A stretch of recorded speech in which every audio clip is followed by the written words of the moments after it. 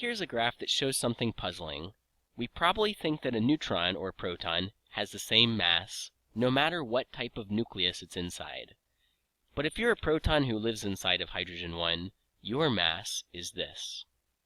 On the other hand, if you're a proton that lives inside iron 58, on average your mass is this value. Protons and neutrons have different masses based upon what nucleus they're inside. And there's a trend. The bigger the nucleus, the smaller the mass of a proton or a neutron inside. This has to do with Einstein's famous equation E = mc squared. When a nucleus forms, the nucleons emit light, and when that light is emitted, they lose mass. Why? Because energy and mass are equivalent. The photon carries away energy and, therefore, carries away some of the mass of the nucleons. When we repeat this process for a bigger nucleus, we find more energy is taken away, and so each nucleon loses even more mass than before. And if we do it with yet a bigger nucleus, each nucleon loses even more energy, and so each nucleon loses even more mass. So what's going on? When we have a small nucleus, the nucleons each lose less energy, and when we have a bigger nucleus, the nucleons each lose more energy.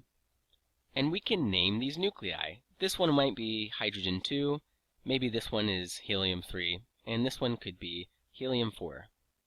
Let's plot the trend. Bigger nuclei lose more energy per nucleon. The graph looks something like this. On the x-axis is the size of the nucleus. All the way over here, these are huge nuclei.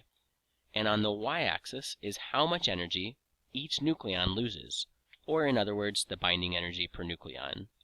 So the graph shows an increase, just like we saw. So we understand the trend, but we still haven't learned where it comes from. Imagine you have 3 nails sitting on the top of a table, and you're looking at the table from above.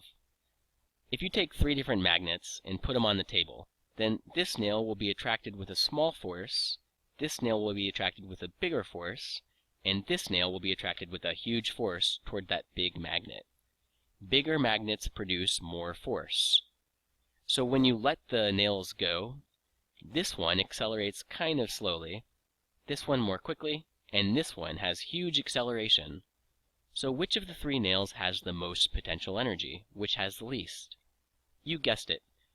The smaller the force, the less potential energy, and the bigger the force, the greater the potential energy.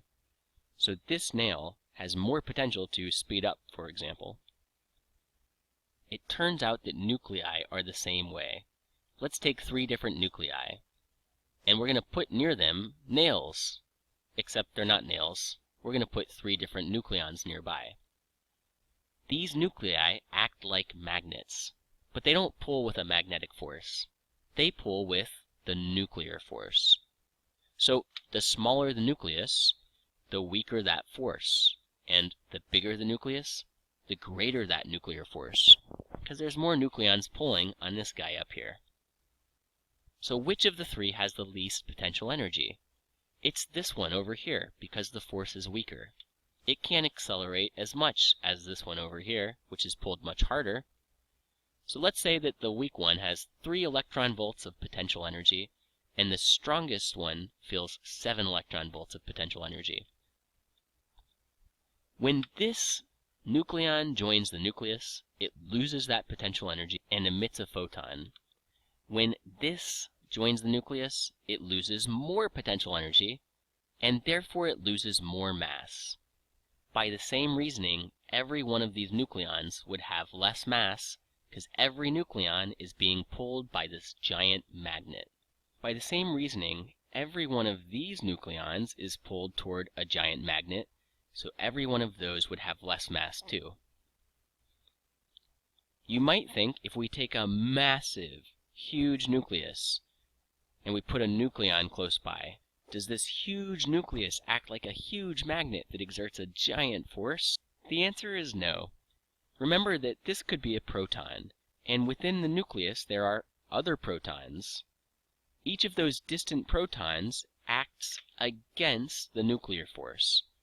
These distant protons repel this nucleon, and so, because of those distant protons, the nuclear force is weakened.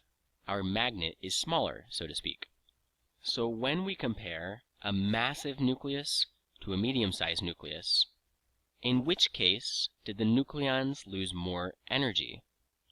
Believe it or not, the medium nucleus can act like a bigger magnet, and each nucleon loses more energy. Whereas over here, this is a smaller magnet, and each nucleon loses a little less energy. This is why when we look at the binding energy curve, we see this increase. Each nucleon loses more and more and more energy, and then it starts to drop off. Over here, the electric repulsion between protons causes the nuclear force to be a little weaker, and so there's less potential energy for each nucleon to lose.